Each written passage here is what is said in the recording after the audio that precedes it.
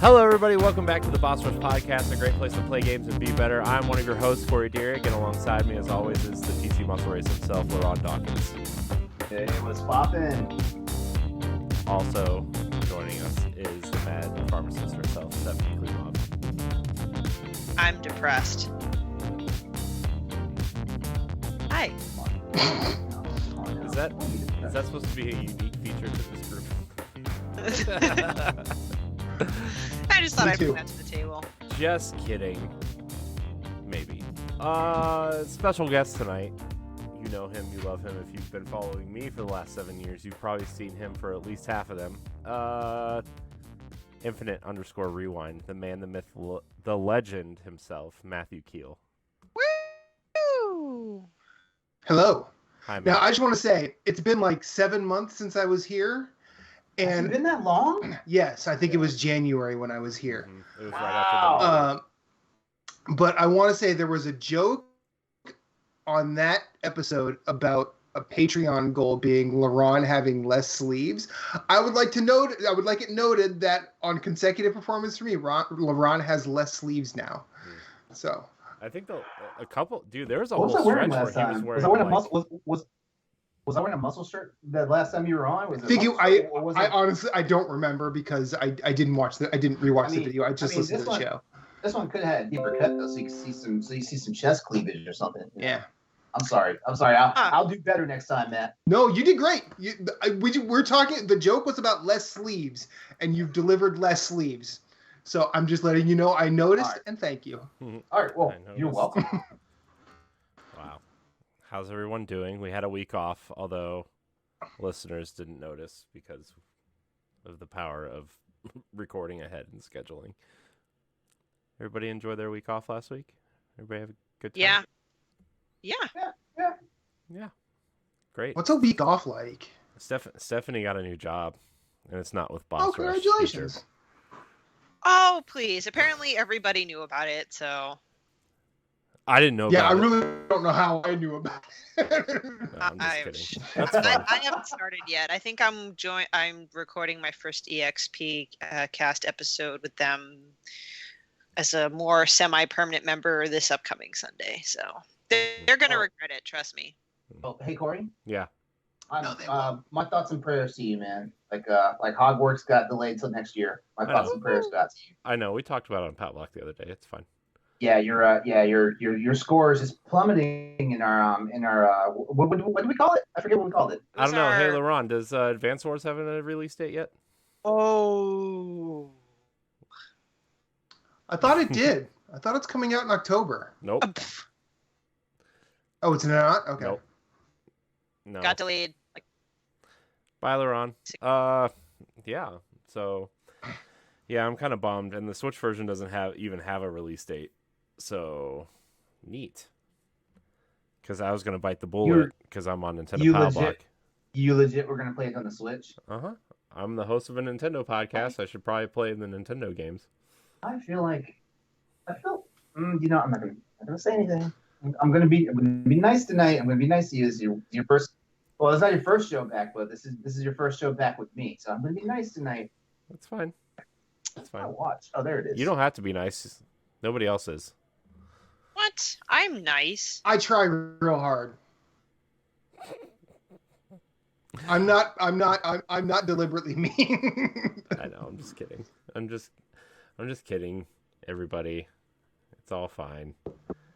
Stephanie's hosting another podcast. LeRon's making fun of me. I'm not hosting. You are. They told me. Stoy's like, Stephanie's hosting. We're done. And you actually believe it? Can I ask a question? Am I here?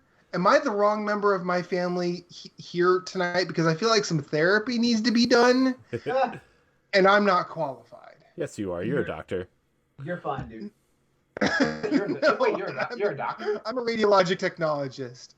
No, that was a joke on our old show where I'd be like, Matt, you're a doctor. My knee hurts. Tell me what's wrong with it. It was a good time. And then I would say anal fissures as a joke. Yeah, more than once. That's probably not too hard to believe. Looking at Corey. Yeah, that's fine.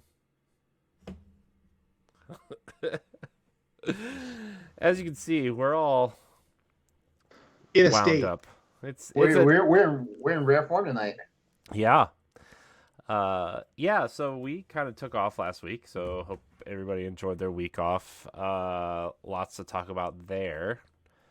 I guess we should do Patreon producers before we get started, because that's what we should do all the time, and then we forget, and then we do it like 45 minutes into the show. Yes, do that damn thing. It's Yes. cool though. Nice.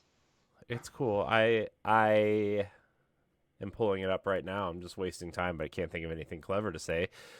If you want to support the Boss Rush podcast and all of the shows on the Boss Rush Network, we encourage you to head over to Patreon, patreon.com/Boss Rush Network, where for $1 you get early access to Standard Definition, Boss Rush After Dark, Nintendo Power Block Expansion Pass, and the audio version of this show.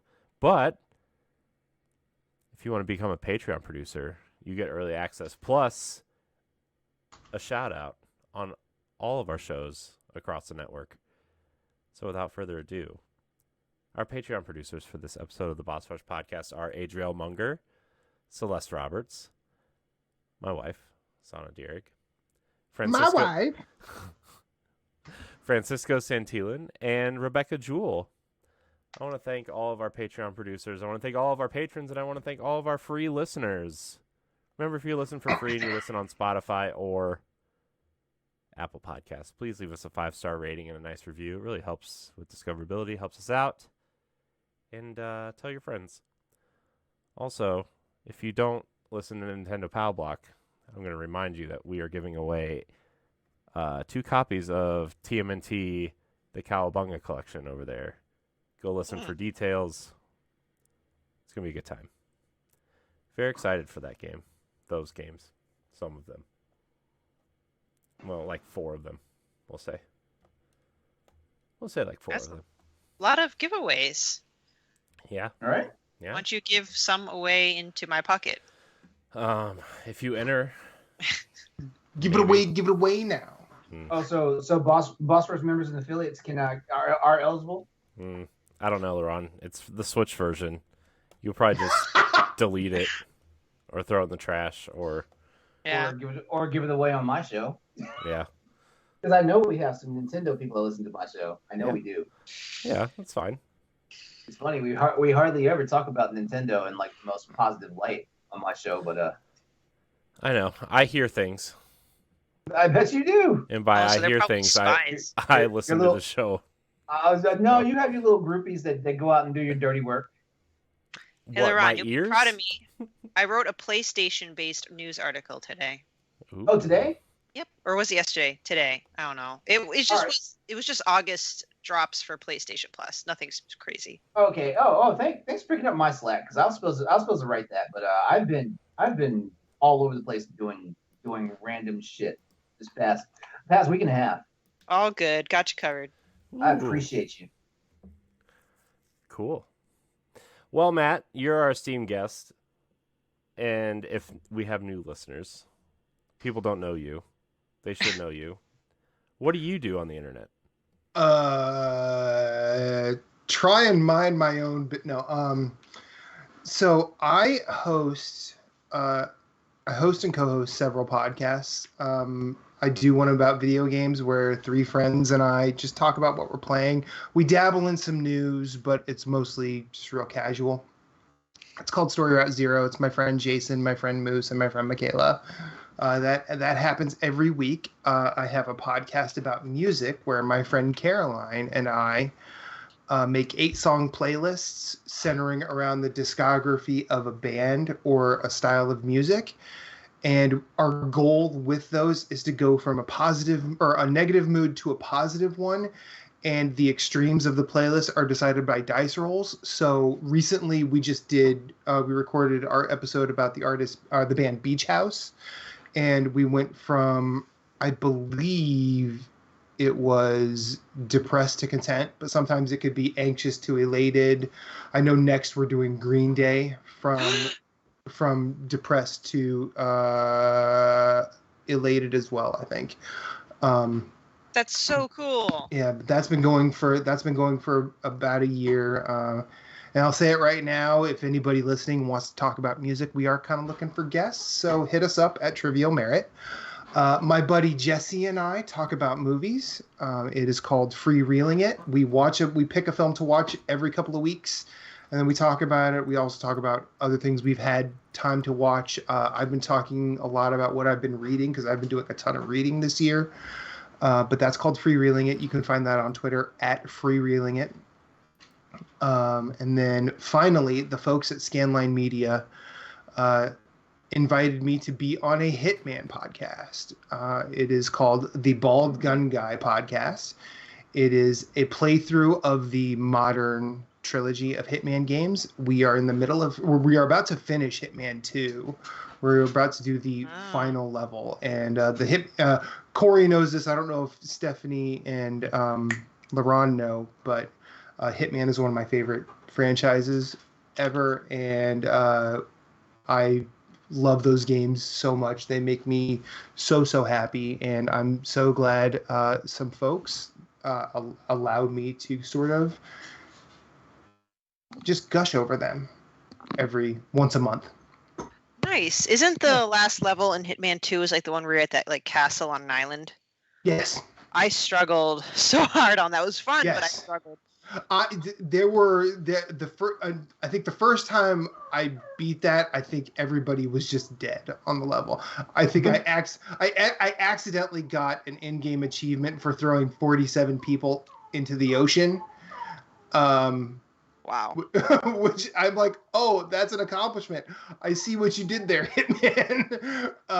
But yeah, Hitman rules. I love it so much. It makes me laugh. So as far as I recall, the plan is to do every single level. I don't know if we're doing the sniper assassin missions. I'm probably going to push for that as an episode rather than one episode for each, because I don't think the content is there in them. But I know we're doing all of the DLC levels as well.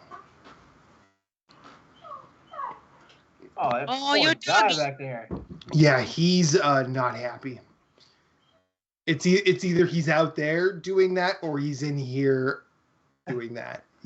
Bagel does not have a quiet anymore, unfortunately. Aww. We love him to pieces. He's our favorite little guy, but he's just not quiet.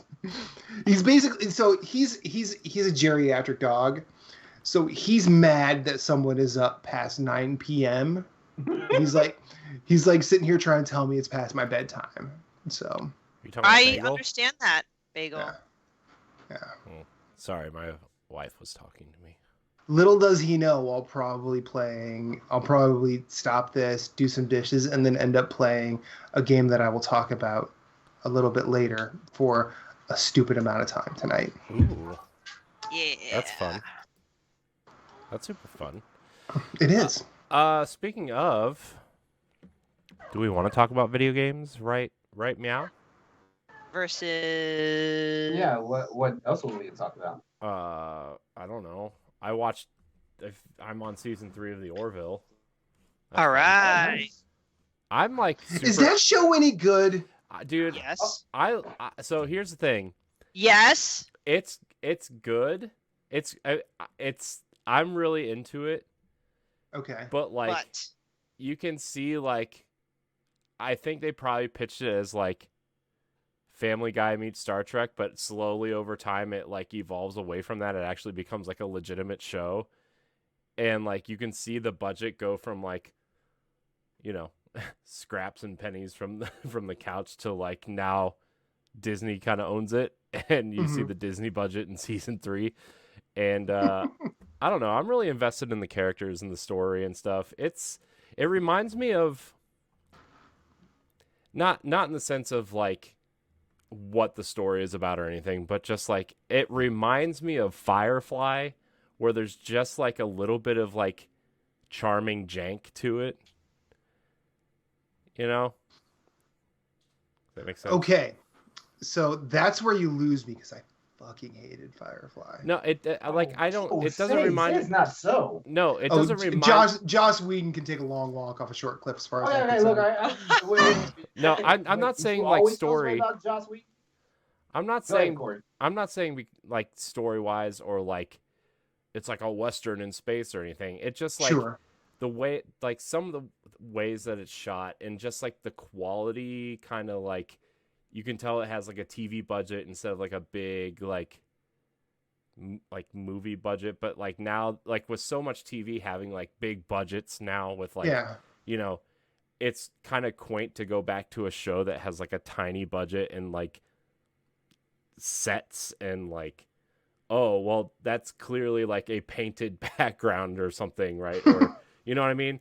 And like like when they do the zoom out of the ship during like the first and somewhat partially through the second season, it looks like, I don't know, like pre Toy Story, like, oh, this is this animation is not very good type thing, but in like a charming way. Okay. You know? All right. It's fun. No, I feel you. I think if you like Seth MacFarlane, but not necessarily like Family Guy, but more like his like live action and movie type stuff, I think you're gonna like it. Okay. It's like a, I don't know. A lot of people say it's more like old school Star Trek than like Star Trek is now, which I don't know. Like I said, the only Star Trek thing I've ever seen was that reboot movie, and it was fun. It's more like the Next Generation. Yeah. Although, Hey, nerd. spoilers, in the third season, he does say, "May the Force be with you," and that's weird. He's like, "Huh? Huh? Anybody like that?" And everybody just kind of looks at him. So, Yeah, I got to catch up on that. Because I have not started season 3 yet, but I love that series. yeah, it's fun. I'm invested. I'm really invested in it. It's kind of like everybody's talking about like The Boys and Prey and like all these like kind of serious and super over the top gory and Stranger Things and stuff like that. I'm just like, I can't get into any of these, and it's just enough of like, it's fun to watch. It's serious sometimes, it's funny sometimes, and I don't have to be fully paying attention to it if I'm doing something, but like I can still catch up if I look over and like, oh yeah, that person's doing this thing. Can I pitch you something, Corey? Oh boy, here we go. What? Just because I know that you and I in the past have talked about The League, Yeah, and we like The League. I love The League. And speaking of a show with a tiny budget, have you ever heard of Letterkenny?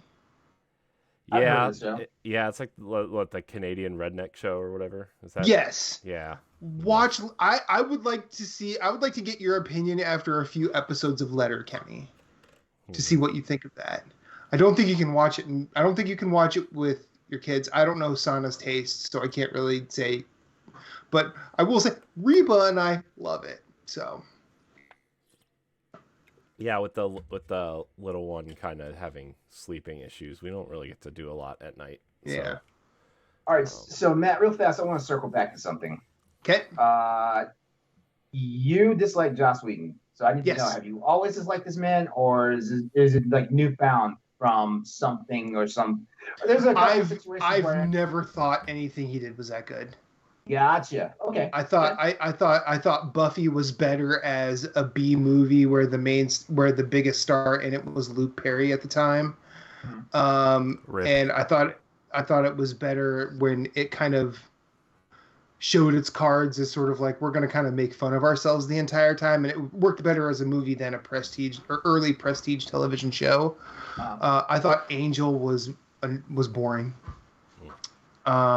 And I did not. I started watching Firefly when a bunch of my friends at the time were watching it, and I'm like, I don't see it. Yeah. And then I don't remember what he did after that. Before he started, because he ended up in the MCU. Yes. Yeah, he did. Yeah. Avengers, the first Avengers movie. Between Firefly and the Avengers, I don't know what he did, but like a whole bunch of shit has come out after, and my big Venom moments have come post that, but I've never liked his work. So circling back to Firefly, like I watched it. It was fine. I don't understand why people hold it to such high esteem, if that makes sense.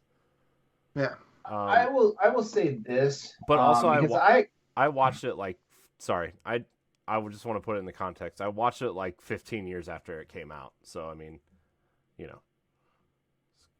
See, that was my thing. I watched it after it was out and gone. As a matter of fact, I didn't watch anything of Firefly until like the movie Serenity came out, which is the movie that tied up the whole storyline. And when I saw Serenity, I was like, oh, this is based off that Firefly show. Serenity was so good that it made me go back and watch the show, and I got an appreciation for the show. The reason why I did not originally watch the show is because like, you put a show on during a time slot that a Star Trek show is on, because that was back when Star Trek used to be on regular television. I'm not gonna watch your shit because like my time is blocked out for Star Trek, and that's just the way it is. So like it was out when Deep Space Nine was on, and Deep Space Nine is my favorite Star Trek series. So like I didn't catch Firefly in its first run, and then by the time I thought about Firefly, it got canceled. But I know like it was kind of unfair, the cancellation and stuff, because Fox had it on like in a weird ass time slot that nobody ever watches because it's Fox, the Fox network, and that was back when Fox was basically begging and almost throwing people money to watch their shit. Like I mean, if we're being serious, if it wasn't House or a few of those other shows, House, X-Files, Fringe, like nobody was watching that shit. Yeah. Oh, I watched House. House is great. I said if it wasn't House, Fringe, X-Files, nobody was watching that shit. Oh, I thought you meant nobody was watching those shows. I'm like, I thought X-Files. I watched those shows on Fox. And those are the only ones I really cared about back then, But yeah, so I came to love and appreciate Firefly. But I know this, like anyone that's an anime head, especially an anime head from the late '90s to the early double O's. Fell in love with space westerns because of like Cowboy Bebop, Outlaw Star. I'm missing one. Cowboy Bebop, Outlaw Star. There's three of them. Trigun. Like anyone that loves any of those anime would automatically love freaking Firefly. And I was one of those people. Like I loved all three of those. Like I recommend them all the time for people who want to find some old school anime to watch because I don't watch any new shit really. There's some good new stuff out there, but I have seen Cowboy Bebop and I like Cowboy Bebop, and I still don't like Firefly. So. Oh yeah, I mean, and that's always going to be subjective. So Firefly is quirky enough that if it doesn't grab you, like it's probably not going to grab you because in my opinion, if I were watching Firefly back when it first came on, it wouldn't have latched on to me, especially those first couple episodes. First couple episodes were rough, those episodes were basically running off of humor and not like storytelling and science fiction, if that makes any sense, and I guarantee you somebody's out there clutching their pearls like, well, I'm not a real fan. Like, no, I'm not a real fan because I didn't watch it when it originally came on. And guess what? That real fan gatekeeping bullshit is garbage. Stop. Oh, I know, right? To quote that Michael Jordan gif, stop it. Get some help. Yeah. Yeah. But that's my 2 cents. I was really just curious about like the whole thing of Joss Whedon because I know some people just have a newfound hatred of Joss Whedon, and some people, and so like when I find somebody that does not like him from jump, I always got to ask. Oh no, I think that's a valid question. Yeah. But Letterkenny's cool. I'll say that again.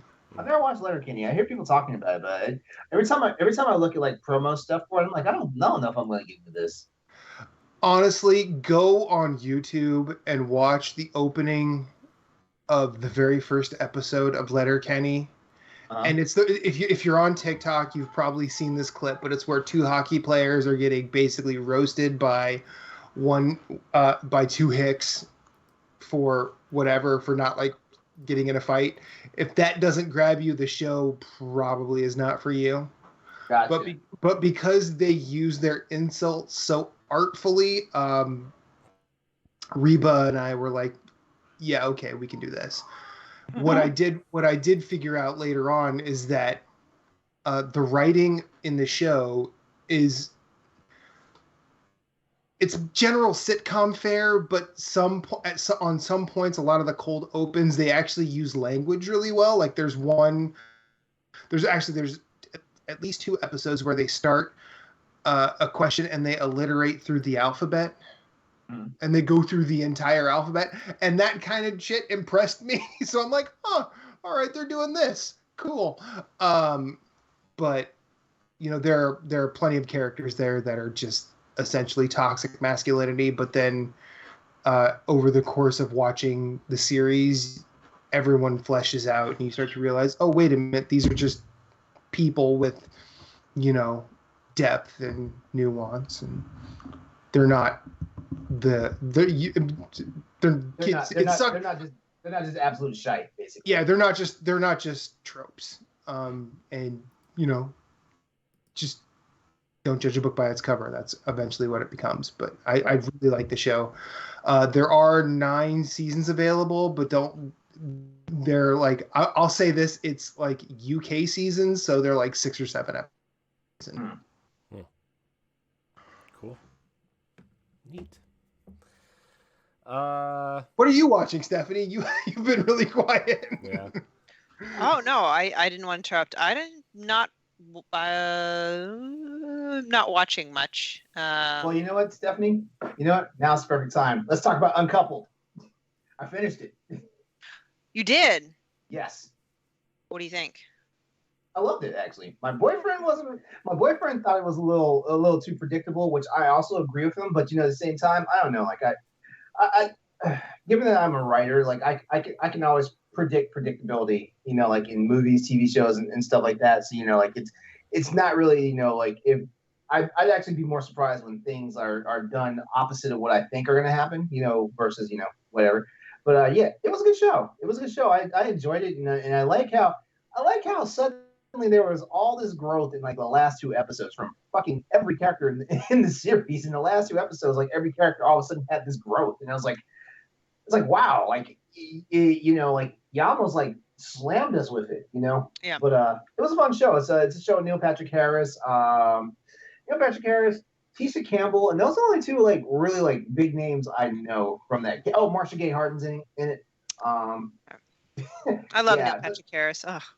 I mean, yeah, I've never like. Wait, am I understanding that Doogie Howser and Gina from Martin are in the show? Yes. Awesome. Yeah, they're a real that estate. makes me so happy. They're part of a real estate team in New York, and yeah, like Marcia Gay Harding is like one. Like she's a whale of a client, but she's also one of those ones where they had to kind of like get warmed up to her because like she was not the most receptive. And I mean, to the character's credit, she's going through a very bad divorce, and stuff like that, So like, and she disclosed how old she was, so I'm just gonna say she's like maybe like rounding out her 50s, maybe. She never disclosed her age, and I don't like aging people that much, but yeah, like she was really bitter because like the divorce happened, like the husband left for the new hot model, whatever, and stuff like that. So yeah, she was one of those ones that she had to grow on the character, the Neil Patrick Harris character and Tisha Campbell's character. As a matter of fact. For a second there, like it wasn't me, Stephanie. Did it look like she was maybe just a little racist in the beginning, and then it seemed like she was more misogynist and racist, and then she was just misunderstood. Like it was funny how like she evolved. Yeah. Yeah, it was a good show. Basically, the premise is Neil Patrick Harris like gets dumped by his I want to say life partner because they never got married. They've been a couple for 17 years. He gets dumped on him the day that he plans a surprise birthday party, and he actually gets dumped outside the venue where the surprise party is happening. So like that's weird, I was like, and to their credit, the writers kind of don't make the guy that dumped him seem like a jerk, but he has jerkish qualities about him and stuff like that. And then like I said. By the time you get through, it was 8 episodes. Yeah, by the time you get through all 8 episodes, like all this character growth happens to damn near every character that's a central character in the show happens, stuff like that. So I enjoyed it. I don't know how my boyfriend. I don't know if my boyfriend's gonna come back to the 2nd season, but like if not, I'll watch it without him. Yeah, nice. I didn't watch anything, but I did get to play some actual video games. Yeah, I think we all played traveling. Actually, video games. Yeah, But I actually can report. I finally beat a video game this year. I can actually report that. What did you beat, Well, LeRon? no, let's let Stephanie go first. Oh. She started the conversation. Yeah. We just kind of Oh, I'm sorry. I didn't know if we were like going there or not. So. Oh, yeah, we are now. Okay. So I've been here. First I played Dead Cells on my Switch, and Oh boy, do you hate yourself now? well, no, I wasn't sure about it because I hate roguelikes. Like, I really hate roguelikes, but I love Dead Cells. It's so flippin' funny. I love it. I'm not great at it, but every time I die and start over, like, I can do this again. I haven't gotten to hating it. I actually really enjoy it. There's a bit of a fun factor into it, right? Right? Yes. So Yeah. The combat When is roguelikes- super fun. When roguelikes are done well, they're fun. Yeah. Yeah. And then last but not least, I got to play games on my Steam Deck. I'm still holding out like final opinions on the Steam Deck. I've had very frustrating moments with it. It's not great with co-op at all. I hate co-op on it. Single player is great. Yeah, it's very bad. But I played. No one knows what this game is. Life Slide, and it's just it's an indie game that was showed off at either E3 or one of the Indie World showcases last year. You're literally just a paper airplane gliding through the environment, but it's like supposed to be like this calm Zen thing, but you use like the motion controls to kind of dip and glide and collect parts. Matt, you're nodding your head. Are you? I know Life Slide. Oh, I haven't played it, but I know Life Slide. Hey, so It gave me warm flower vibes, and so hopefully one day I'll get to play it. But yeah, no, I do like that concept. But continue. No, that's it. Oddly enough, I don't know if you guys think it's predictable or not, but I brought the Steam Deck and my Switch to New York. I took a train. I played the Steam Deck probably at most 30 minutes out of the entire trip, and I played with my Switch for the rest of the time. I don't know. Maybe it's just like. Go ahead. LeRon, you must have known. No, because I want to, but it's so flippin' big. It takes so much to get used to.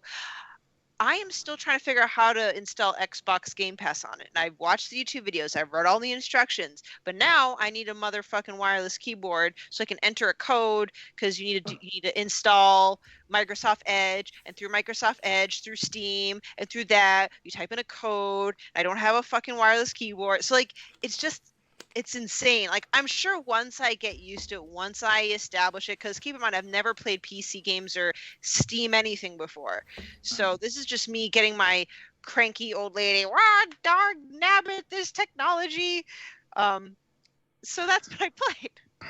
So I'm in several communities where emulation is a big discussion topic, and the worst thing I've ever said in any of those communities is, how do I get started? And then that's when you get all you need to do is this. And they say it like it's just a 1, 2, 3. But when you start examining the individual sentences that these individuals have written, all of us, it's like trying to learn a Monster Hunter weapon. You need to get online. You need to watch tutorials. You need to get with that training dummy. You need to study. I'm like, no, I'm not gonna do this. I love playing games on my PC. I genuinely do, but I'm only willing to go so far. I'm sorry, Matt has invoked the Monster Hunter word here. So save it for later, LeRon. We'll get there. Well, in a sense, it's a compliment, because it's not a dig at Monster Hunter. It's just like, it's a very, detail-oriented, when I say complex game, it takes a lot of time to master and then enjoy Monster Hunter. I don't think an average gamer that's never played Monster Hunter before can just join Monster Hunter on day one in the first hour and enjoy it. You got to admit, it takes time, right? No. Oh gosh, here we go. Back in the day, it was like that. Monster Hunter is so easy now. Like the entry point to the difficulty is so scaled down now. Like, God, like back in 2004, you had to cook your own meat because you would not survive. Yeah. All right. Well, maybe I don't know. Maybe it was a bad example, but LeRon, no. I'll tell you why it's a good example. Because you mind if I just go? Does anybody mind if I just go? Okay. So I've been playing Monster Hunter Rise Sunbreak both on PC and on Switch. 100 hours into it on Switch since it launched last year. So you have more hours than I do, because I only have 76 on the Switch version. Learning, I say that's a good example because I started my Monster Hunter journey with Monster Hunter World, and anybody I've ever said that to has kind of been like, "Oh, so you kind of only know the easy stuff." And okay, I don't now insult people by saying that. I don't do that. From what I know about Monster Hunter, that's a valid statement because it used to be different. Quality of life used to kind of not exist.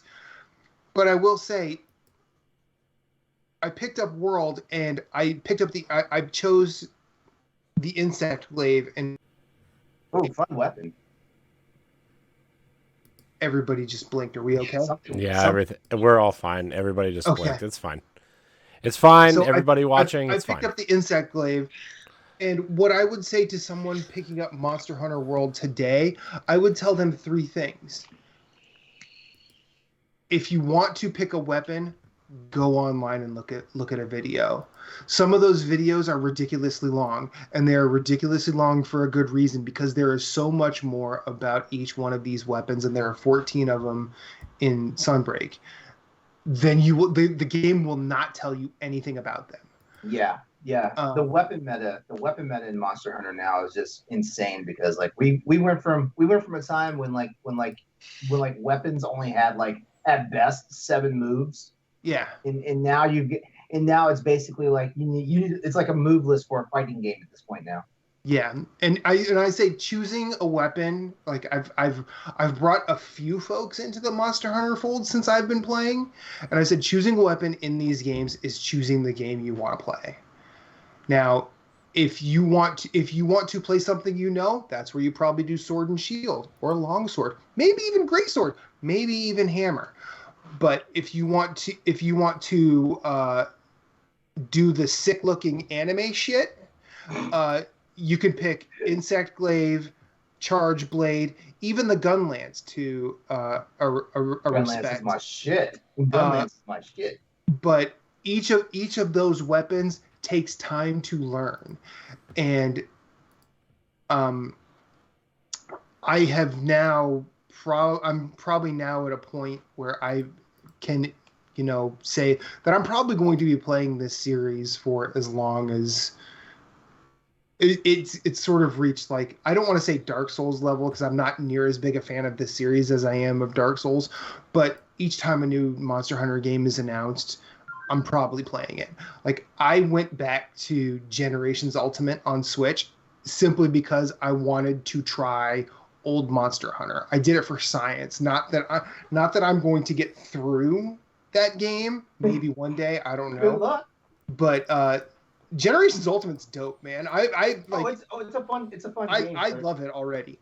But it's a fun game, but the way Monster Hunter has evolved, I cannot go back to the legacy version of Monster Hunter game anymore. Oh, and that's valid. Yeah, but you've also been there too. Mm-hmm, yeah, you've also been there. Yeah. So like,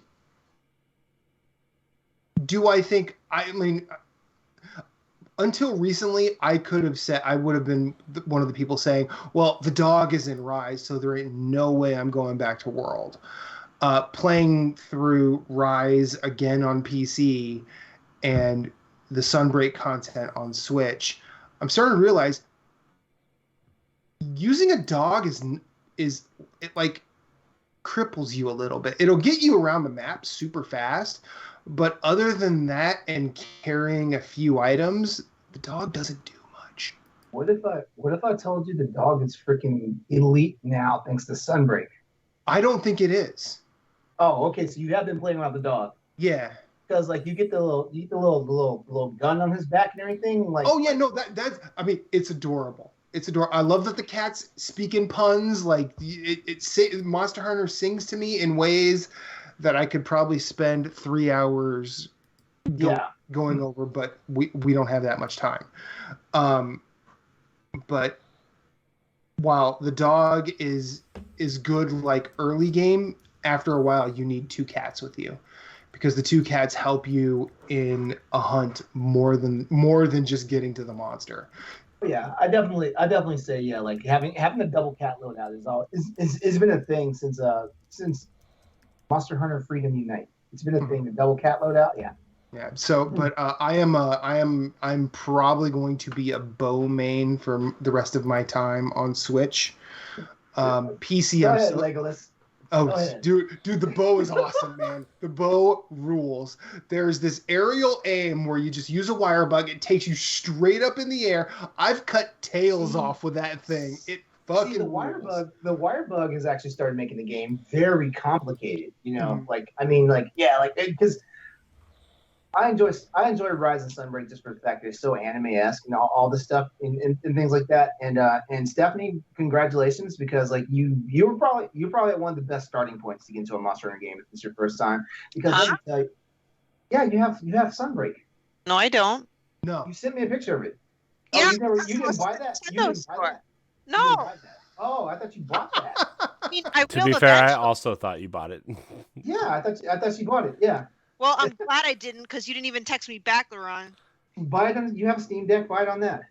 If I end that- up and then you selling can- that damn thing, And you have the base model. I don't want to buy the base model.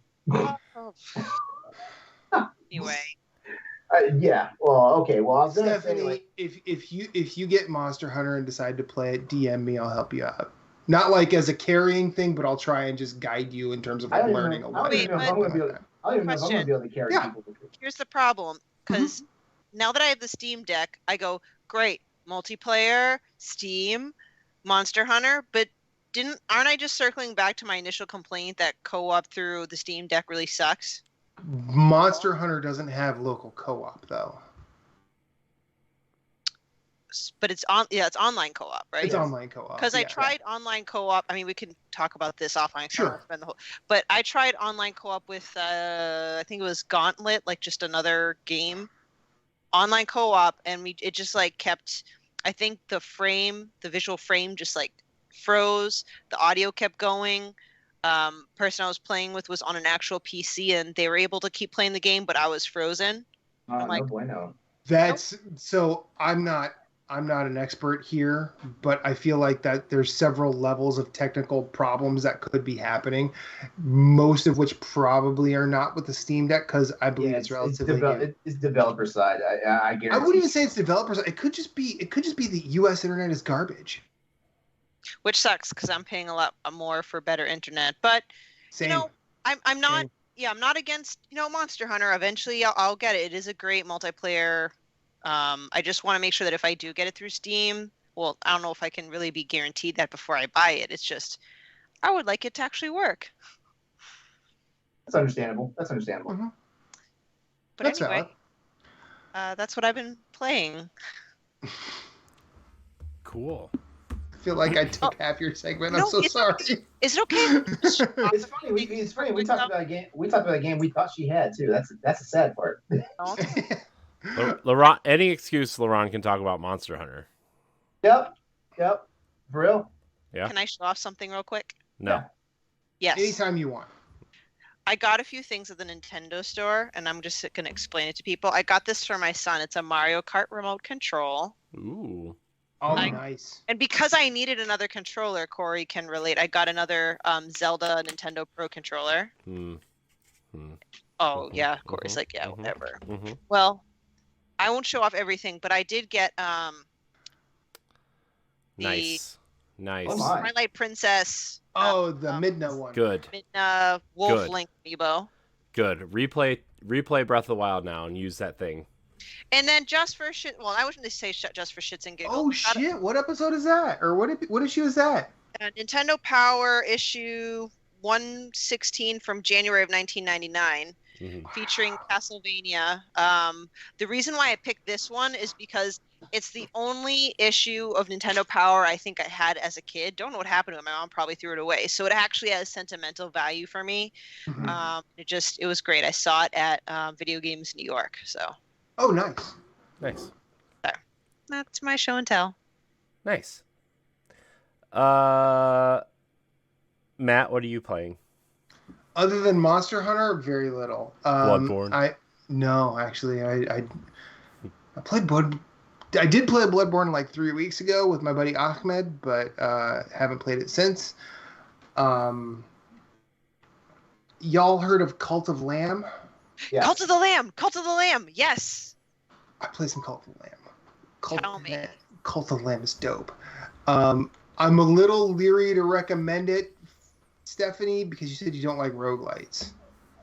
Generally, I don't, but I love all things Devolver Digital. So Okay, so Cult of Lamb is probably on the simpler side of roguelikes that I've gotten into. But I mean, not to. I usually get into the really difficult ones, like Invisible Ink, Binding of Isaac, Spelunky. I did like the first Rogue Legacy. I've not played the second. Risk of Rain, things like that. But Cult of Lamb is adorable. I love it so much. I do think it's funny that you can name the followers after people, so it's a very XCOM sort of thing, but you don't know how those followers are going to play out. Those followers could help. They could hurt. They could dissent. You could have to sacrifice them. They may die. You may have to eat them. Cult of Lamb rules. Nice. There's a sloppy precision with the combat, so you don't have to be pixel perfect. I think if you like Dead Cells, Yes. the combat in Cult of Lamb feels way easier. Did anybody play Boyfriend Dungeon last year? No. No. But I might be willing to play it if it's actually good. Boyfriend Dungeon rules. It was one of my favorites last year. I love Kit Fox games. Kit Fox games, they put out bangers. But Boyfriend Dungeon and Cult of Lamb kind of feel similar in combat to me. I would say Boyfriend Dungeon is a bit more technical than Cult of Lamb, but I feel like you could just relax and have a time with Cult of Lamb. I found very little stress. The progression is somewhere between Inscription and Slay the Spire, where they have the little dotted lines between boxes and you have the choice of which box you want to go to. The boss mechanics are relatively readable, even on your first time out.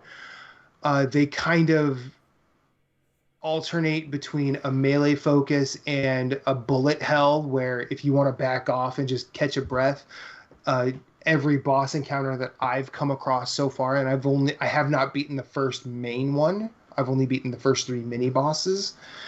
All of them have like a bullet hell mechanic that'll spread projectiles through the room, so you still have to dodge through them to get back to the boss if you create some distance.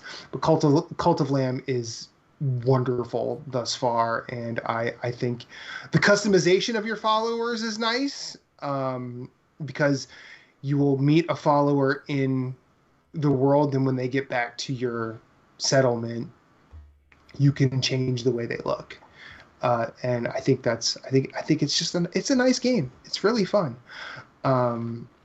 The other thing I've played, and I'm just going to talk about this briefly because I've only played about 30 minutes of it, is Genital Jousting. Yes. This is a game with goofy-looking penises in it. And I just started the story mode tonight, and it's very Stanley Parable, where it has a narrator, and the narrator will kind of tell you what to do, but if you don't do that, the narrator will react to what you're doing. So in my early scenario, it's a penis that's waking up late for work, and the penis's name is John, which is but so it's John woke up late for work, and I let my alarm clock go off like 4 separate times, and it says John's just not into it today. And I'm like, oh, it's reacting to me. Cool. John needed to clean the dishes and take a shower, but he didn't. He just put clothes on and left. And I'm like, you don't know what working in healthcare is like, narrator. So yeah, it's very charming. and it's full of dicks, and I'm into that. So yeah. Generally, it's $2 on Steam. Just $2 on Steam. I mean, Yeah. dang, I'm gonna go buy it right now. put it on. It's good. It's Put it on your Steam Deck. Nothing like a it's $2 always dick. fairly cheap. Don't mind. All right, am I up next? Nope. Whoever, I'm finished. So Yeah. All right, can you guys see this real quick? Sort of. I Sort see of, Corey's yes. reflection Okay. and, Well, and text that I cannot read. I'm in like the desktop mode and I have to input code. All right, LeRon, go. Sorry. Okay. All right. So yeah, like I said earlier, I finally beat a game. Like this is the first game I've beaten this entire year. So yeah, like hold on, my watch tells me exactly how many days have passed in this year. We are 229 days into the year, and I finally beat a game. Woo! Yeah. So yeah, I completed As Dusk Falls, and now I can tell you that my opinion on the game has officially changed, because when I first started up, I was like, I don't know if I'm gonna stick with this, stuff like that. But it wound up getting me to the point where I was like, you know what, I'm good with this, and I actually recorded gameplay content and uploaded to a brand new YouTube channel that I'm a collaborator with. Yeah. So As Dusk Falls, basically, for people who don't know about it, it's a new game from they're called Interior Night. They're former developers from Quantic Dream, which is responsible for games like Detroit Become Human, Heavy Rain, Beyond Two Souls, and stuff like that. And so yeah, it's a narrative-driven game, just like those games were. It follows the path of two families, you know, over the span of 30 years, based off of one incident. I'm not going to really give a lot of spoilers away for it, but ultimately, like, it's spread across 6 chapters, so it's actually a short game. It's not long like the Heavy Rain and Detroit Become Human by any stretch. Like it's a short game. You can beat it in under 7 hours, honestly. Nice. And yeah, like the story is very compelling. I'll put it that way. Like you wind up, even though it took me a while to get invested in characters, like honestly, I didn't get invested in characters until I got into the second chapter of the game. But once you get invested in the characters, like you have a lot of questions. You know, we have a lot of questions. You know, once you beat the game and stuff like that. And the game, just like those games I mentioned, Detroit, Become Human, and Heavy Rain, and what on and so forth. The game has a flowchart system, so there's so many different outcomes for all these different characters and stuff like that. So yeah, so if you're a fan of these games, like definitely give this one a try. I was playing the PC Game Pass version. It's also available on Xbox Game Pass. So definitely give it a try. And you know, like you know, if you love the game, show that brand new development team, you know, some love and stuff like that. Yeah. Also, I dove feet first into Spider-Man Remastered on the PC. I haven't gotten too far into it, but I'm enjoying it. I knew I would, because I was one of the biggest cheerleaders, like saying it's coming to PC before people. I guarantee people like even ran to my Crossroads comments and said, "No, it's never coming to PC. What are you smoking?" Like, joke's on you, motherfucker. It's on PC now. So yeah, there's that. But it's like PlayStation fans circa 2012. It'll never come to PC. It's PlayStation exclusive. Nah. Get over yourselves. Exactly. It's like get with the times, yo. Like more and more like shit. Like Returnal's gonna be on PC anytime now. Just get ready. You know. I'm actually shocked it's not already. Returnal will be good on PC. The mod. Oh yeah. Oh, definitely. The mod community would be great for that.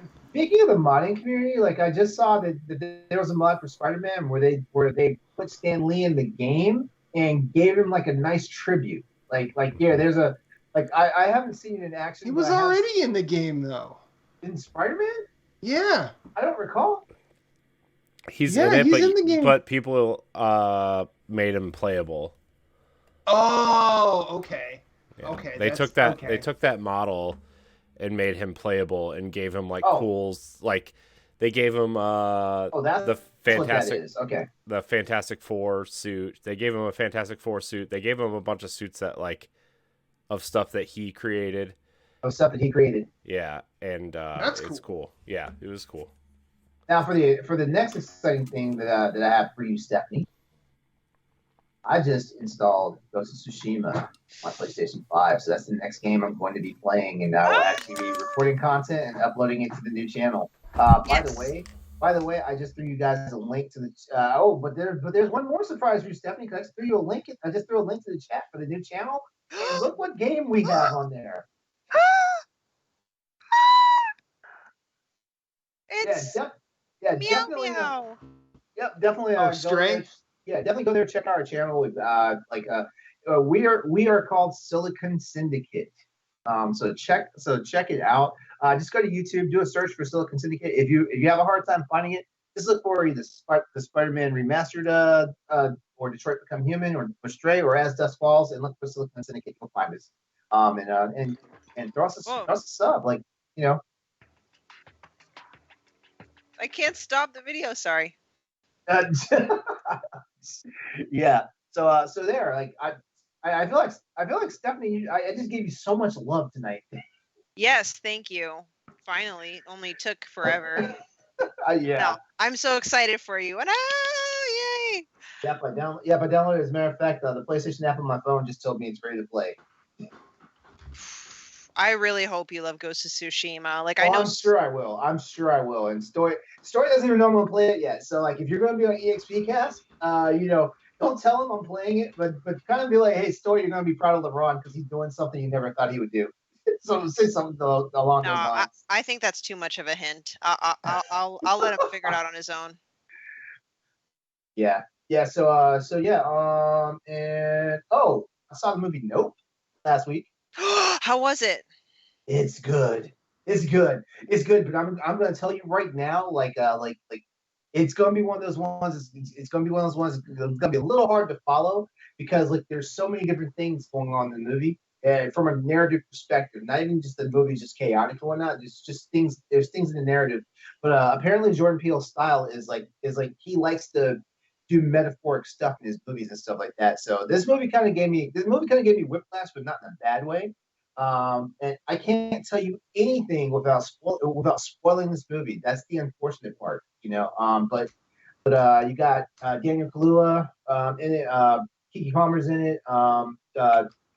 What's his name? From Walking Dead, the Asian guy. I forget his name. Oh, the guy that played Glenn.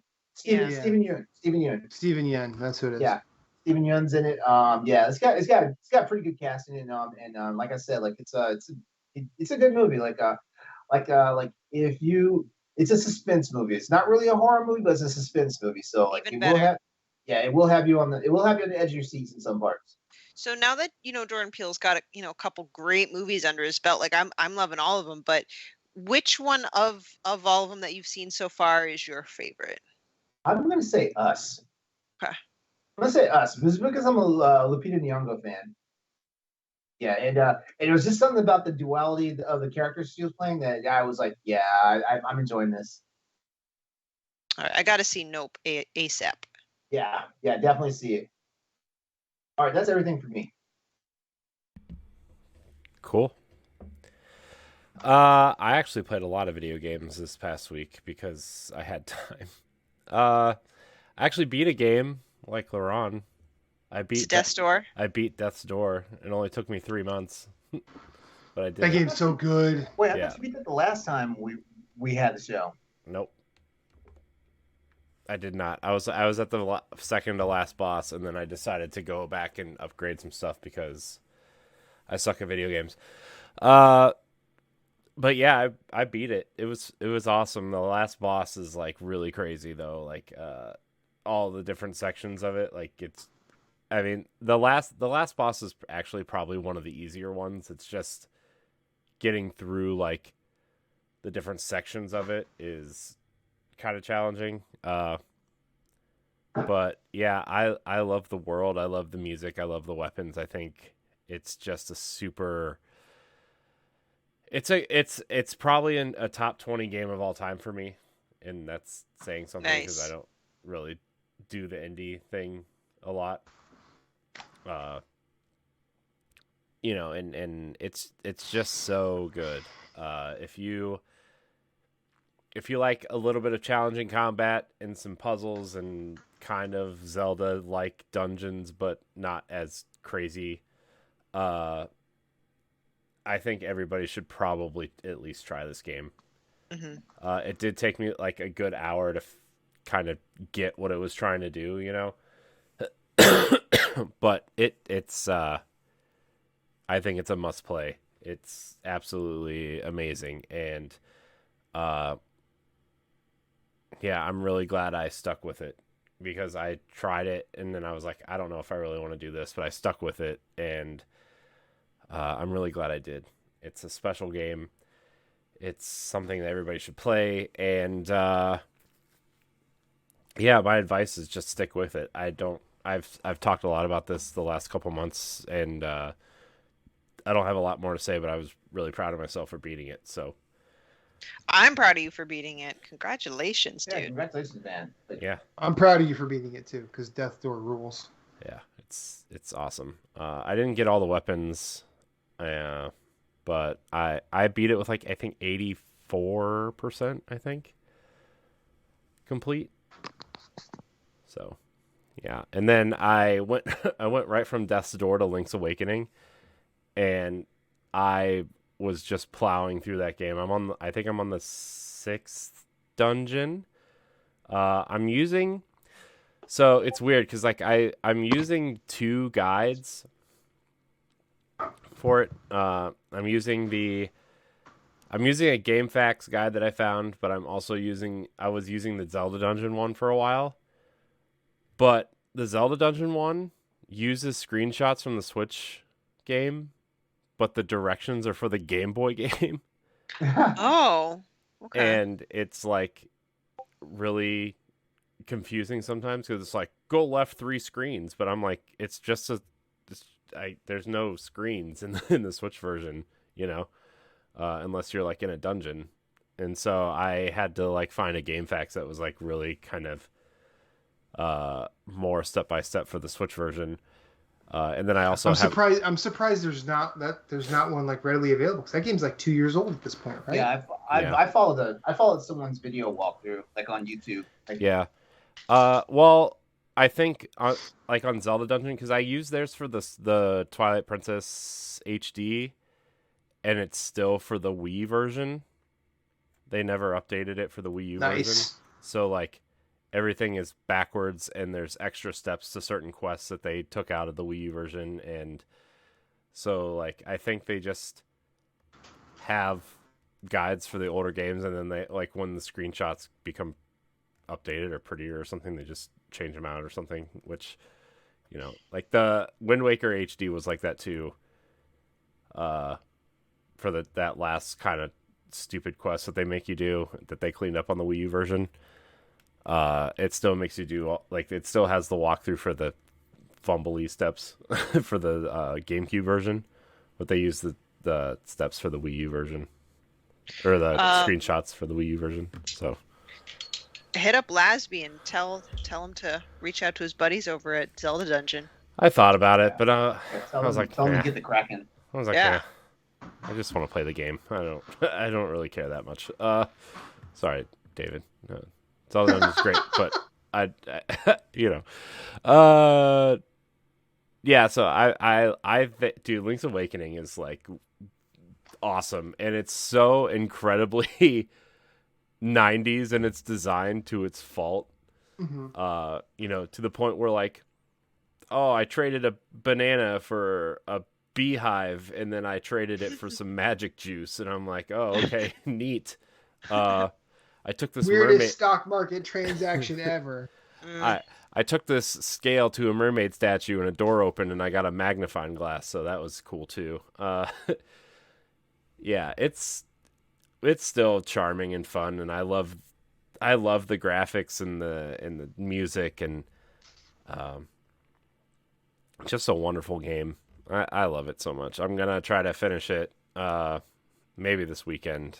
I haven't really had a lot of time to play this week, but yeah, it was crazy. Like last week, I played more games than in 1 week than I think I played almost all year. Because I had some time, you know, when my kids were like napping. Well, my son was napping, or like, you know, they would go to bed at like 8 or 8:30, and then I would just lay there and play Switch for a couple hours, you know, and then we had a 8-hour or like an 8 to 10 hour drive there and an 8 to 10 hour drive back, and I played the whole time because my wife gets sick when she doesn't drive, so I didn't have to drive, which was nice. Oh, love that. Yeah. So I played the whole. Dude, it was so fun. I was like, I haven't played games like that in probably like 15 years. I could just see you with the passion seat going, man, I like video games. I did. I literally said that out loud. My wife's like, okay. Like, wait a minute. Wait, did you just figure this out? I also played the Mario Kart DLC. Oh yeah. Uh-huh. It's not very good. It's like Mario Kart 8's tracks are so good. Like the normal, like the base game tracks are so good. They look good, they play well. The anti-gravity stuff is kind of fun. It just feels like they're really well designed. And then you go to these DLC tracks and like I thought there was something a little bit off about them, like the way they looked and the way they just kind of like felt. Is then, one of them like Sydney, Australia based? Yeah, that track was. Yeah, and then I was like, man, there's something off. Like the textures are off. Like it doesn't look as good. They're shorter. They're kind of weird, you know. And like well, I know, there's also the problem that they are slotting into a very, for lack of a better term, robust update to Mario Kart with old stuff. Yeah. But, well, they had a new track in this wave. Like, there's a brand new track this wave. I didn't know that. But news came out today. Digital Foundry did a video. These are all tracks that are currently in or will be in Mario Kart Tour, including the old tracks. And they're using the textures and the geometry and the just the base level design from those games and just pasting it into the Mario Kart 8 Lazy. I'm not surprised. I'm not surprised. I was like, that explains so much. I think it explains why it doesn't feel great. I don't want to call it lazy because there's still plenty of work that has to be done to get that far. But it does seem like, I mean, the minute because what did they announce when they announced all of that? What was the frequency of releases? There's 48 new tracks set for 8 waves before the end of 2023. So about every 3 or 4 months we're going to get, or about I guess every like 2 months, 2 to 3 months we're getting a new wave. As someone who does not know doesn't know anything about game development, I'm going to say that seems like a whole lot of work to get done quickly. I'm going to assume they had plenty of work done before it was announced. I'm not going to be naive about this, but also that indicates how much work they had done. Yeah. Well, I'm not saying that it's like not a lot of work and not. Sure. You know, I just, my point is that they feel different and they look different and it's very noticeable. And IB season. And as a player and somebody who loves Mario Kart 8, who thinks it's the first Mario Kart game I've like really been into since there's really only 3 versions of Mario Kart that I've really, really been into, right? The Mario Kart DS, this game, and like a little bit of Double Dash. And as someone who was really invested in this game on the Wii U and was really invested when this came out on the Switch, especially because like my wife would play it with me and it was really exciting because she doesn't play video games. And how great those tracks are. And then this is like, I don't know. It was just kind of disappointing to be like, oh, this is it. And don't get me wrong, there's a couple great tracks, right? Like the remake of the train track from Nintendo 64, Kalahari Desert is really good. That track's really good. The new kind of dessert track is like, it's pretty good. But like the difference in quality for some compared to the others. Now, Wave 2 is way better than Wave 1. Wave 1 was like, oh no, if this is the quality we're getting, I really regret paying $25 for this. But yeah, Wave 2 was better. I just hope that, like, I don't know, I hope that they continue to get better. It's just been kind of disappointing so far. You know what racing game that you should get excited for? Hmm. Wave Race 64. I know. The Fast RMX guys said that they would like to make a Wave Race game, a new Wave Race game for Nintendo, but they were already denied the F-Zero license, so I doubt they'll be able to make a Wave Race. But they did make a pretty decent racer for Wii U and then Switch. So I also played a lot of Tetris Effect. I did play some sports games as well. I played MLB The Show 22. It's a pretty good baseball game. I gotta tell you, it's pretty good. Not a big baseball guy, but I played it, and I got my fill of it after like 3 or 4 games. Thank you for giving it to me for free for 2 weeks, Nintendo. I got my fill. But I did start playing NBA 2K again, and that game's also very good, and it's more fun when the Cavs are good than the years they were bad. the pre LeBron and post LeBron years were pretty bad. I don't know, the mid '90s Cavs were pretty good. I know, but I wasn't playing. That's pre LeBron. Just saying. No, I'm saying, like, since NBA 2K has been a thing. Yeah, I know. I'm just messing with you. I know. Hey, man, I had a Brad Daugherty jersey. I know what's up. But did you have a Craig Elo jersey? No. Why'd you have a Brad Daugherty jersey and not a Mark Price? Mark Price is the one to have. Because I was big and I liked Brad Daugherty. Fine. Valid. I mean, I like Mark Price too. I met Mark Price once. Oh, no shit? Yeah. Nice guy, but also, like, it was like, I didn't know who I was meeting when I was like 8, you know? Sure, like, yeah. Mark Price, basketball. He's the basketball man. He shoots the ball. Actually, he passes the ball. But anyway, so I played that. Shooter. What? He was a good shooter. Yeah. He actually was. He was actually a really good point guard. I remember when he left the Cavs to go to the Washington Bullets. Yeah. That was a sad Well, did he leave or did they send him? Well, I think his contract was up and they didn't re-sign him because they drafted who did they draft to replace him? Wesley Person, who played for 2 seasons. Oh man. And Terrell Brandon. So that was a good year in Cavs basketball. Let me tell you, they had they had those nasty black and sky blue jerseys with a lightning bolt on it. I'm like, what does that even? You're called the Cavaliers. What does a lightning bolt do? You know, are they wizards? So, anyways, and now the Bullets are the Wizards. Speaking of wizards, I also played a lot of Destiny. Sorry, I know everybody's bored of sports talk. It's fine. Everybody except me. Yeah. It's cool. By the way, the Browns. How you doing in Destiny? Are you making a comeback to Destiny now? Because then you said this whole last season did not do anything for you. Yeah, I mean, this whole season didn't really do anything for me, but Tuesday is like the big reveal event. So, wait, is it the season?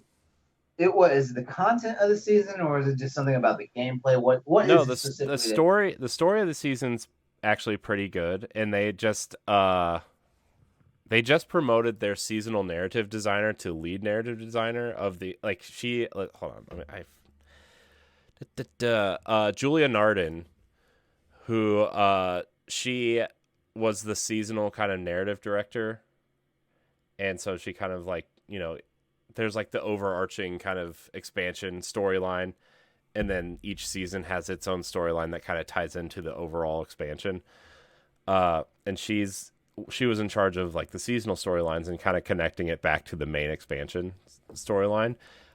She just got promoted to Destiny Universe narrative director. So she is now in charge of all of the story elements for Destiny, and everybody is so excited because like the last couple story expansions, like they're like the expansion stories were good, but the real meat of the narrative was in the seasons. And so we're hoping like whatever happens after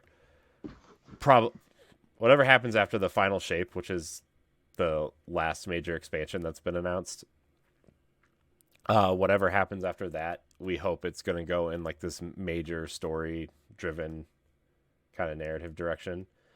Well, here's the question. You say everybody else is excited. Are you excited? I am. I think good. I think the seasonal stories have been way better since I would say season of the Worthy, which was well, I guess nobody really knows or cares, but like at that where they brought back one of my favorite characters who was dead in the lore until they brought him back, because there's time travel in Destiny and like wormholes and time shifting and anyways, yeah, it's been really good for about 2.5 years. So I'm very excited to see what season 18 brings, which starts on Tuesday. And they're also doing the big new expansion reveal for Lightfall on Tuesday, which will be out next February. And then they'll announce like their fall and winter events and their kind of whatever type merchandise and all that kind of stuff. But yeah, the stories are really good. My problem with this season was like the seasonal event. They always have there's like a seasonal story mission every week. And that takes place in like it's kind of like they're telling the story through the mission, and then they'll have like a seasonal event, which is like the team-based thing where you go in with a team and go do the thing and get rewards for it. I didn't really care for either, as much as I enjoyed the story. Just the gameplay stuff that you did to achieve it was not very fun for me. Plus, it's in a location that like I just absolutely don't like, which is the Leviathan. It's like this big giant space ship, right? It's where like the first raid took place, and of Destiny 2, the first raid of Destiny 2 took place, and they kind of reused this area for like a corrupted kind of area, and it's just not doing it for me. So. But next season, the rumor is they're bringing back King's Fall, Matt. King's Fall. From the Taken King. Huh? Are they going to bring back the fiery hammers that you could throw? They're already there, man. They just did they come back already? Because I heard they were gone for a while. They've changed the way that subclasses work, and it's more like an RPG now instead of just like, choosing little bubbles and stuff. Okay.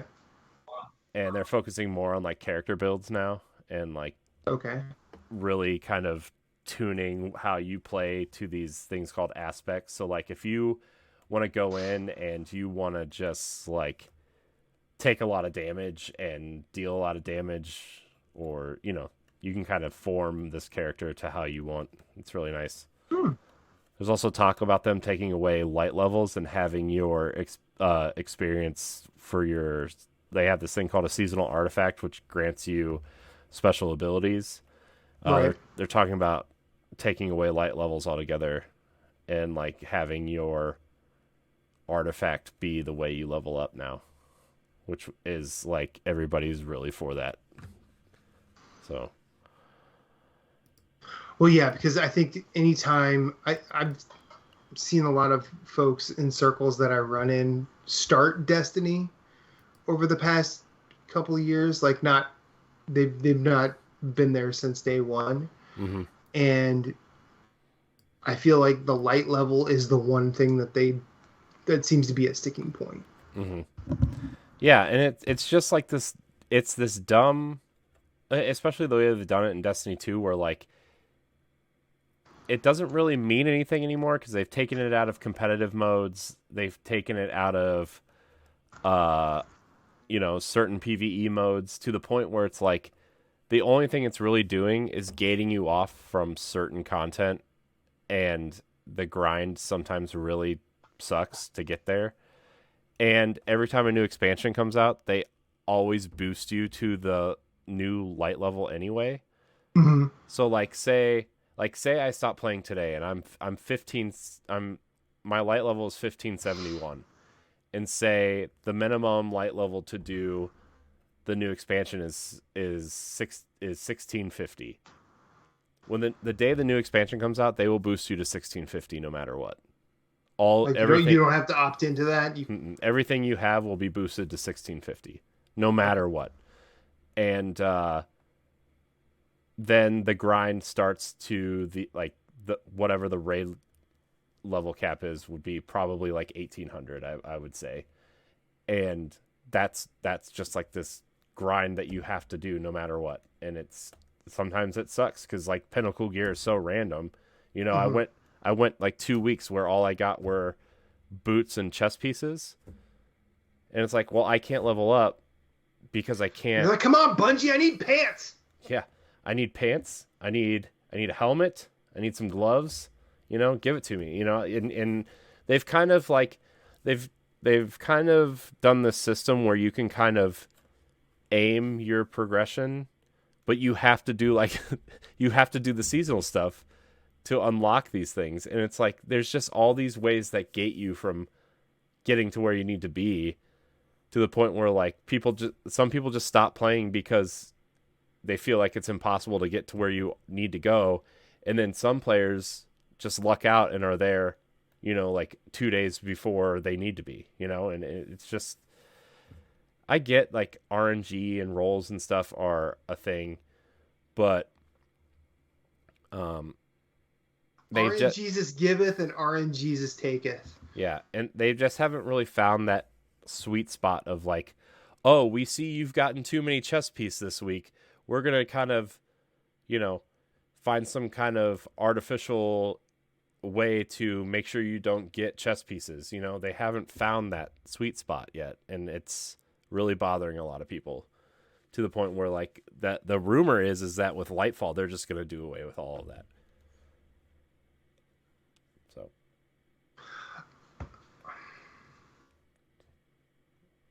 I have things to say, but I don't think any of it really forwards the conversation, so I'm just gonna. It might. No, because I was thinking like Destiny. Now, I've not played since The Taken King, and that was the only time I played Destiny. I didn't play Destiny vanilla at all. But when I played it, I did not get the sense of.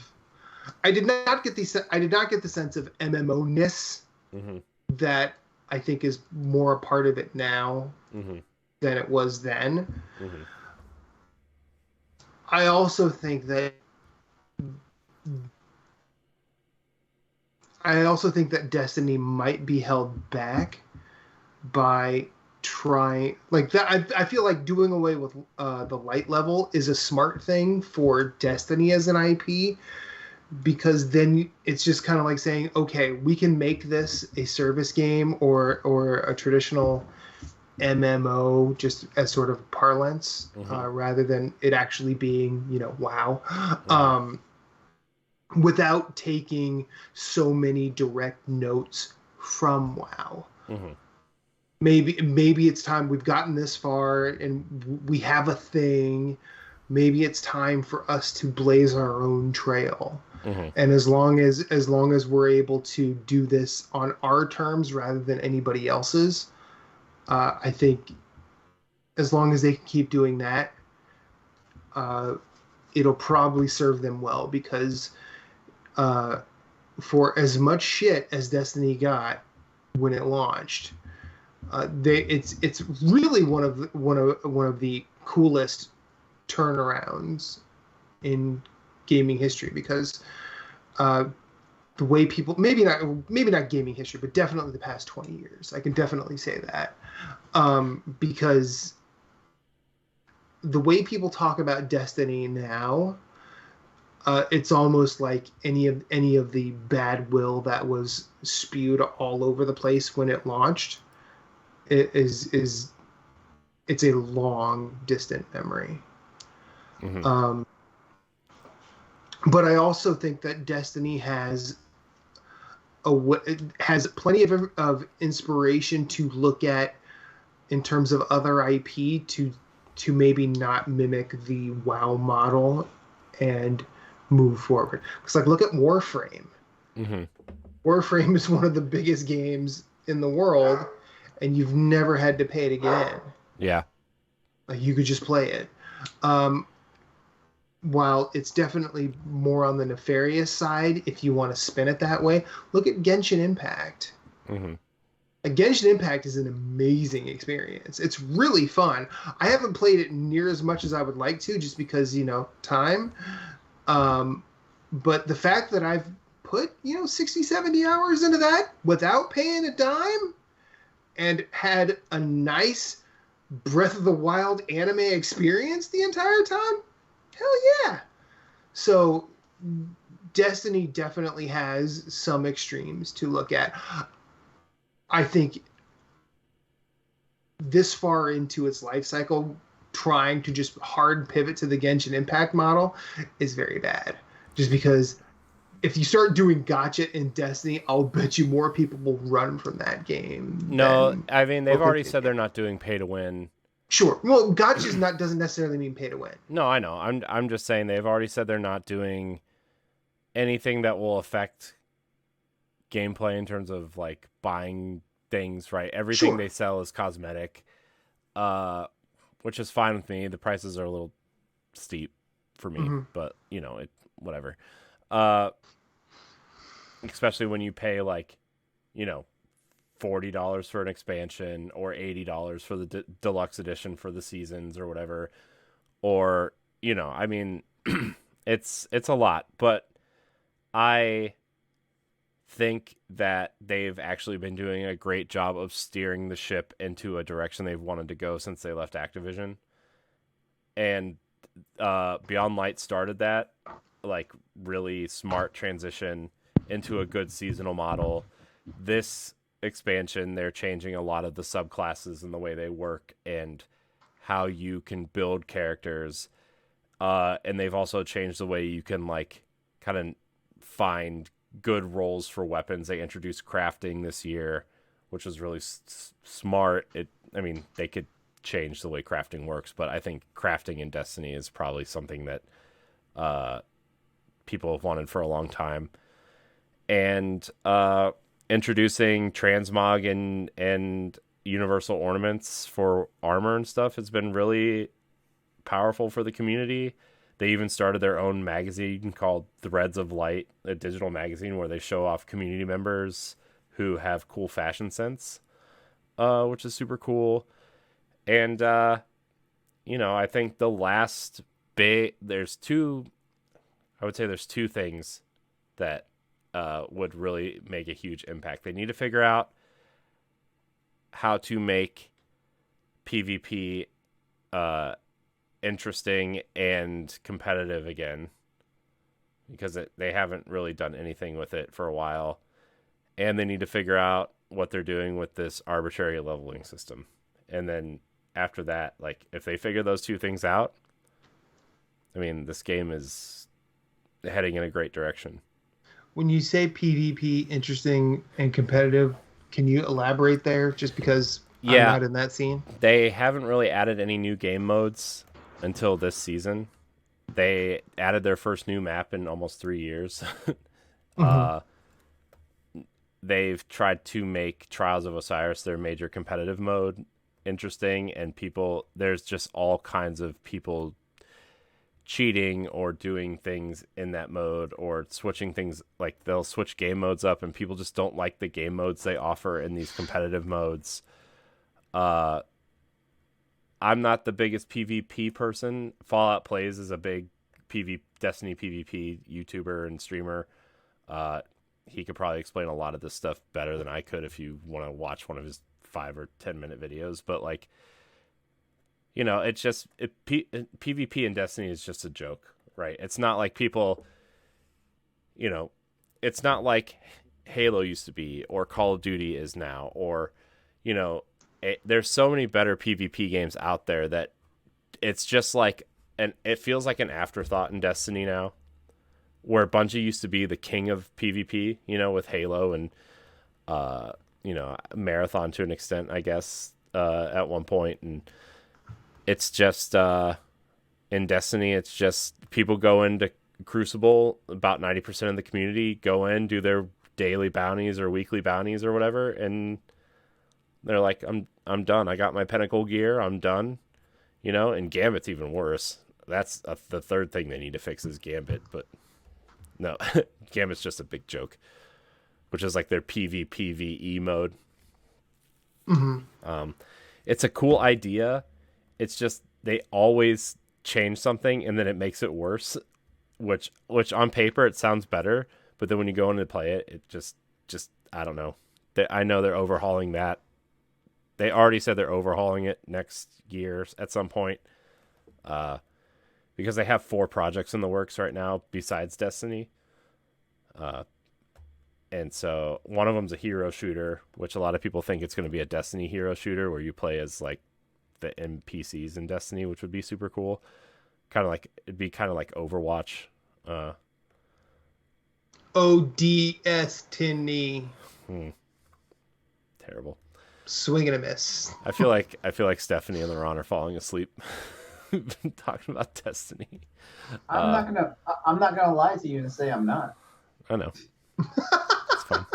This is educational. I haven't jumped into Destiny yet, so right now, like it's like does not compute. Like, Mm-hmm. I eventually will try Destiny out, but Yeah. Oh, yeah, it's more like I don't have the education to contribute. I'm like, okay, so this is what this is. Yeah. No, I know. Well, this is where the conversation went, and I didn't mean for it to go this long, but to be fair, neither do I. I've played Destiny for a grand total of like 15 hours, and 4 of those hours were asleep in a raid. Yep. And Corey and I started a podcast after that. Yeah. Nice. Yeah. So, yeah, I mean, there's things they could fix. I know they're focused on a lot of other things. I know their new IP Matter, it should be revealed like next year at some point. They have a mobile game coming with NetEase, which is might be revealed on Tuesday because they're streaming to a Chinese YouTube equivalent. So that's might be shown off. And if they are, then it's a Destiny related mobile game. So I don't know. Destiny's in a great spot right now. Is it perfect? No, but they're leagues ahead of any other game who's still trying to do this, right? Like Avengers and even the Division. As good as the Division is, it's like still not close to what Destiny is. So. I mean, the Division is held back by Ubisoft. I'll say fair. that. Yeah. I mean, Ubisoft's not exactly in a great position right now either, it seems like. No, so. they are not. No, they are not. Cancellations left and right. Remakes are crying out for help. Skull and Bones is finally coming out, though. They were so worried about Vivendi buying them. Now Tencent's getting involved. It's kind of like... Well, that's like terrible the other way. Yeah. Don't really want that. Although I don't know why I'm talking Nintendo. Like 8% of Nintendo's owned by the Saudi government now, so gross. Yep. Man. Anyways, that's enough Destiny talk. Man, have we really been going for an hour and a half already? Yep. Dang. Sorry, guys. I'll take the blame on this one. My bad. well, no, we had a lot to talk about. Like we've been off for a week. We had a lot to talk about. Yeah. Exactly. I didn't get to talk about vacation. That's fine. Maybe later. It's wonderful. It's wonderful realizing that Matt's a fellow hunter for hire. Yeah. Oh yeah. LeRon's writing that down because he's been trying to get a Monster Hunter podcast off the ground for 2 years at this point. Yeah, it feels like it. Yeah, well, I had 6 episodes. To quote the before scientist from Archer, stopped. My penis can only get so erect. So erect. Yes, Krieger. Oh my god. I laughed so hard when that line when that line was delivered. I was like, yeah. Well, should we wrap it here? I think this is a good stopping point. Cool. Yeah. Okay. Well, I want to thank everybody for watching and or listening to this episode of the Boss Rush Podcast. Remember, you can find us on all major podcast platforms. You can follow us on Twitter at Boss Rush Podcast. You can follow us on Patreon and subscribe. Patreon.com/Boss Rush Network if you want to support us. If not, it's no big deal. Subscribe to the YouTube channel, all that stuff. Matt, thanks for joining us tonight. Thank you for having me. Good to see your clean-shaven face. And my dirty mouth. That's fine. It's better than a dirty asshole, I guess. Ooh. Okay, why'd you go there? I'll save that for after dark. Where?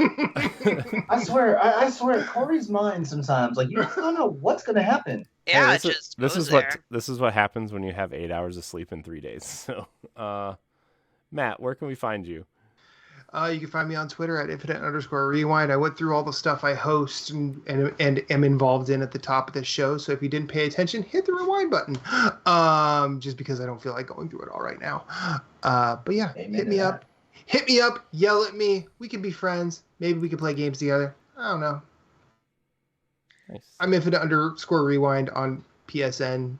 I don't know what my Switch friend code is because who does? And I'm also on Steam at that name too. So yeah. Cool.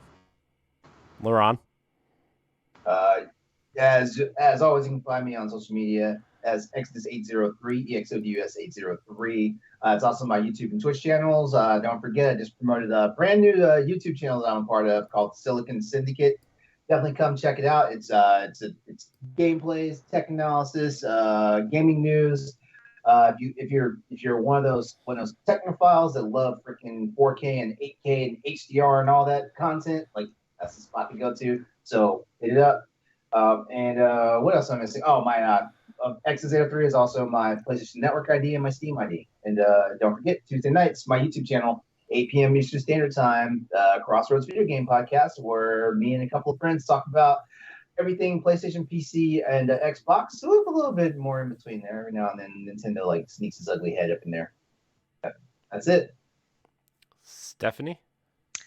People can find me on the internet, on Twitter and Instagram at Klimov_author, articles on bossrush.net, and a couple other podcasts, including the EXP cast, moving forward. You can find me at Congratulations on that, by the way. Thank you, Matt. You're the only one that congratulated me. What? I know for sure. I just said I knew. I just said I knew. Exactly. Whatever. It was a congratulations. I know. Just don't act like that. I don't know if you guys can Love hear Bagel, but I'm pretty sure he just piped up saying he knew too. So. I love you, Bagel. You can find me at IamCoreyNHD on Twitter and Instagram. You can find me on Nintendo Power Block and Standard Definition and other things here on the Boss Rush Network.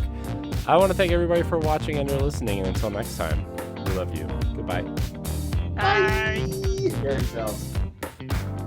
Play General Jousting.